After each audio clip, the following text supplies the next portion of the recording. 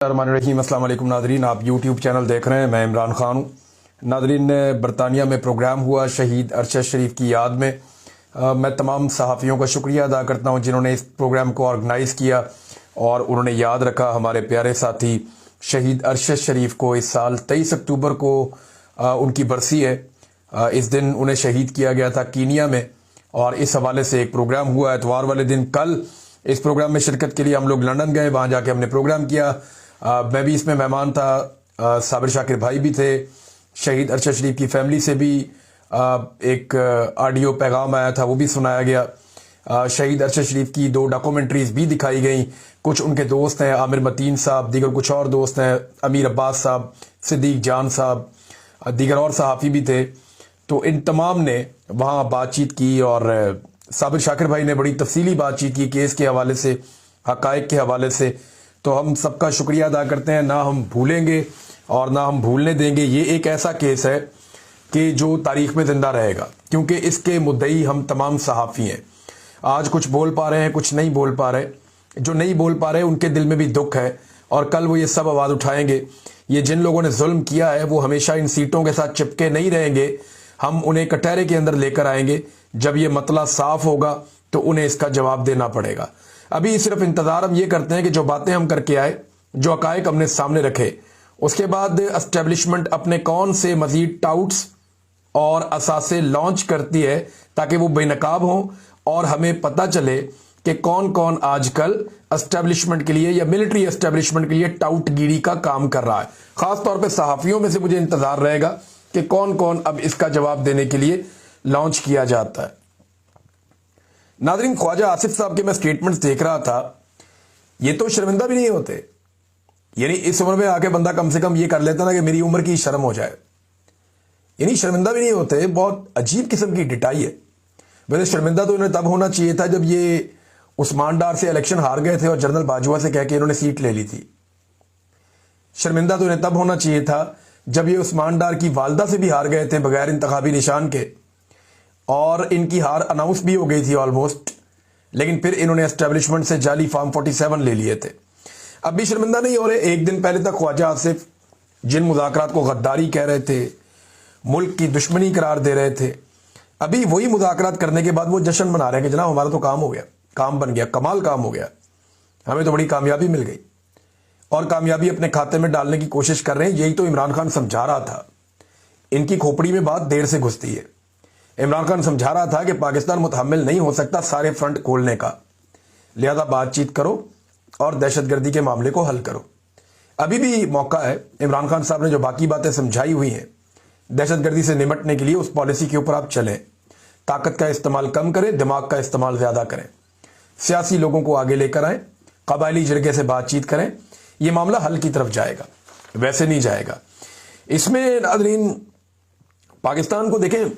पहले तो पाकिस्तान का बिल्कुल एक नुक्ता नज़र अलग था ना, जब पाकिस्तान डोनाल्ड ट्रंप को तश्तरी में सजाकर अफगानिस्तान के साथ एक जंग पेश कर रहा था कि हुक्म कीजिए आका, क्या करना है। तो ट्रंप ने ही फैसला करना था जो भी करना था।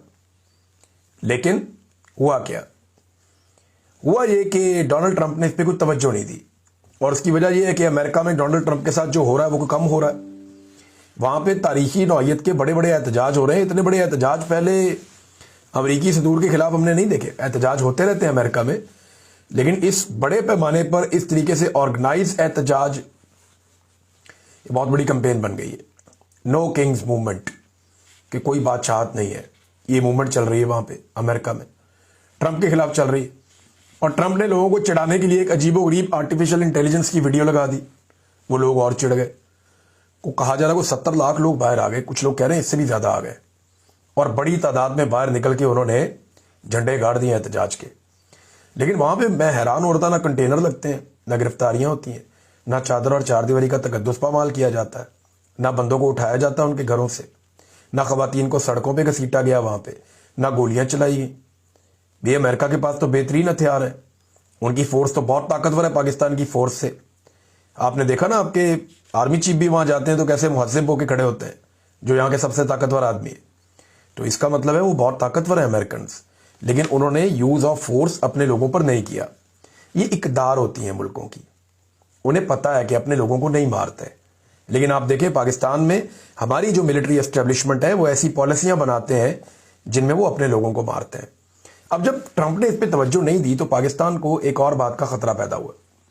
پاکستان کے پاس کچھ انٹیلیجنس رپورٹس ہیں, اور یہ میں آپ کو ذمہ داری کے ساتھ کہہ رہا ہوں, اکا دکا جگہ پہ یہ چیزیں چھپی بھی ہیں, لیکن میں جو آپ کو نیوز دے رہا ہوں یہ میں اپنے سورس سے آپ کو خبر دے رہا ہوں, اور یہ کنفرم بھی کر سکتے ہیں جو جرنلسٹ ہیں اسلام آباد میں, راولپنڈی میں.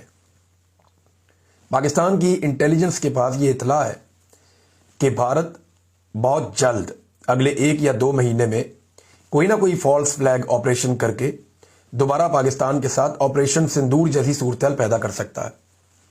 ایسے میں افغانستان کے ساتھ ایک پنگے میں لگاتار رہنا اور پھر بھارت جیسے خطرے کا سامنا کرنا, یہ دونوں چیزیں اگر ایک ساتھ ہوتی ہیں تو پاکستان کے لیے بڑی پرابلم ہو سکتی تھی. لہذا اس وقت پاکستان نے فوراً کوشش کی, قطر کو بیچ میں ڈالا, اور پھر ہمارا ایک سیز فائر کا معاہدہ ہو گیا.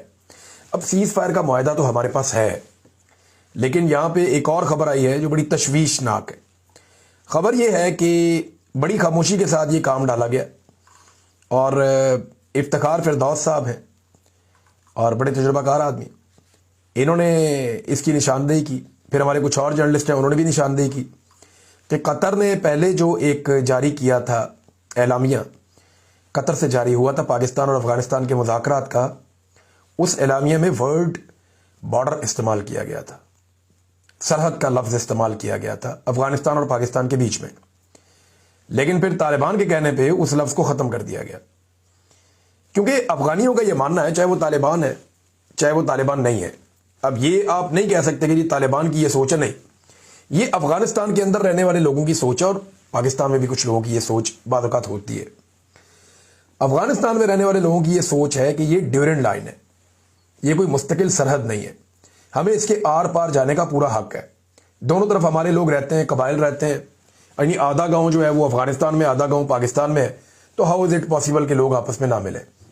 تو وہ اس کو بارڈر تسلیم نہیں کرتے, اور ان کے کہنے کے اوپر جو ہے وہ یہ کر دیا قطر نے کہ لفظ بارڈر ختم کر دیا. اور اس سے بڑی حیرت کی بات یہ ہے کہ پاکستان نے اس پہ اعتراض کوئی نہیں کیا, خاموشی. دیکھیں قطر کچھ کرے, یو اے ای کچھ کرے, یا سعودی عرب کچھ کرے, یا ڈونلڈ ٹرمپ کچھ کرے, ایون اب تو کوئی اسرائیل بھی کچھ کرے, تو پاکستانی حکمران نہیں بولتے, یہ خاموش رہتے ہیں. اور پاکستان نارملی کوشش کرتا ہے کہ ان کے ساتھ پنگا نہ لے, کیونکہ ہمارے جو اسٹیبلشمنٹ ہے یا ہمارے جو حکمران ہیں ان کے ساتھ دیرینہ اور بڑے اچھے مراسم ہوتے ہیں, یہ کاروبار بھی یہیں پہ جا کر کرتے ہیں, معاملات بھی اپنے انہی کے سامنے ہمیشہ رکھتے ہیں. ایک اور بہت بڑی ڈیولپمنٹ ہوئی ناظرین پاکستان میں, مجھے آپ کے ساتھ شیئر کرنی بہت ضروری اور بڑی ڈیولپمنٹ ہے, اور میں پوری قوم کو مبارکباد پیش کرتا ہوں کہ مئی میں جو ایک لڑائی ہوئی تھی نا انڈیا اور پاکستان کی, جس میں انڈیا کے طیارے گر گئے تھے, میاں نواز شریف کو اب وہ بات پتہ چل گئی ہے. میاں نواز شریف صاحب نے اب سٹیٹمنٹ جاری کیا وہ مئی والے انسیڈنٹ کا. انڈیا اور پاکستان کی جو جنگ مئی میں ہوئی تھی, جون, جولائی, اگست, ستمبر, اکتوبر, یہ اکتوبر کے مڈ میں آ کے, بلکہ مڈ کے بھی بعد, میاں نواز شریف صاحب کو پتہ چل گیا کہ جناب انڈیا اور پاکستان کی تو لڑائی لگی تھی, اور اب انہوں نے سٹیٹمنٹ جاری کر دیا. میاں صاحب کا سٹیٹمنٹ ہے پاکستان ہماری ریڈ لائن ہے, پاکستان کی طرف کسی کو میلی آنکھ سے دیکھنے نہیں دیں گے. کیا بات ہے میاں صاحب کی. میاں صاحب آپ صرف 6 مہینے لیٹ ہے, 5 مہینے, لیکن آپ نے سٹیٹمنٹ کمال دیا. لیکن اب آپ کو معلوم ہوا کہ لڑائی ہو رہی ہے, یعنی آپ کو بتایا ہی نہیں کسی نے میاں صاحب کہ لڑائی تو گزر گئی ہے, تو لڑائی کے بعد جو مکہ یاد ہے وہ اپنے منہ پہ مارنا چاہیے. میاں صاحب آپ وہی ہیں نا جنہوں نے مودی صاحب کو اپنے گھر شادی پہ بلا لیا بغیر ویزے, کھائی گئی. کچھ ان کے دوست ہیں, عامر متین صاحب, دیگر کچھ اور دوست ہیں, امیر عباس صاحب, صدیق جان صاحب, دیگر اور صحافی بھی تھے. تو ان تمام نے وہاں بات چیت کی, اور صابر شاکر بھائی نے بڑی تفصیلی بات چیت کی کیس کے حوالے سے, حقائق کے حوالے سے. تو ہم سب کا شکریہ ادا کرتے ہیں, نہ ہم بھولیں گے اور نہ ہم بھولنے دیں گے. یہ ایک ایسا کیس ہے کہ جو تاریخ میں زندہ رہے گا, کیونکہ اس کے مدعی ہم تمام صحافی ہیں. آج کچھ بول پا رہے ہیں, کچھ نہیں بول پا رہے. جو نہیں بول پا رہے ان کے دل میں بھی دکھ ہے, اور کل وہ یہ سب آواز اٹھائیں گے.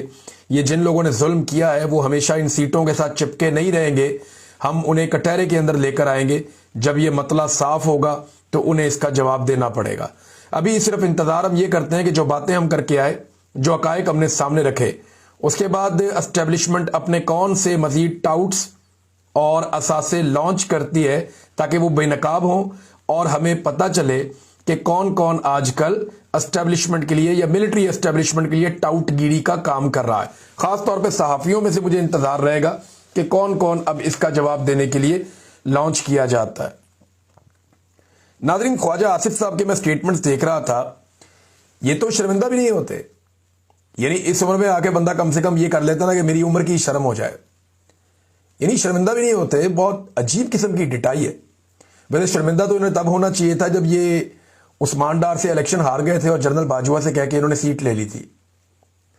شرمندہ تو انہیں تب ہونا چاہیے تھا جب یہ عثمان ڈار کی والدہ سے بھی ہار گئے تھے بغیر انتخابی نشان کے، اور ان کی ہار اناؤنس بھی ہو گئی تھی آلموسٹ، لیکن پھر انہوں نے اسٹیبلشمنٹ سے جعلی فارم 47 لے لیے تھے.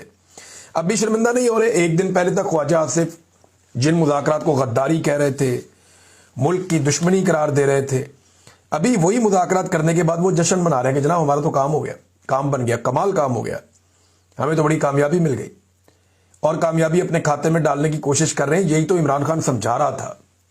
ان کی کھوپڑی میں بات دیر سے گھستی ہے.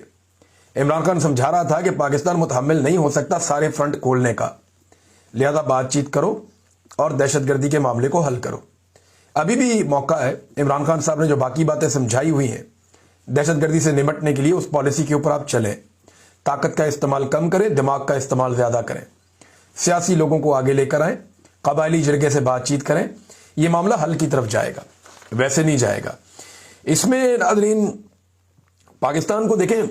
پہلے تو پاکستان کا بالکل ایک نقطہ نظری الگ تھا نا. جب پاکستان ڈونلڈ ٹرمپ کو تشتری میں سجا کر افغانستان کے ساتھ ایک جنگ پیش کر رہا تھا کہ حکم کیجیے آقا کیا کرنا ہے، تو ٹرمپ نے فیصلہ کرنا تھا جو بھی کرنا تھا. لیکن ہوا کیا؟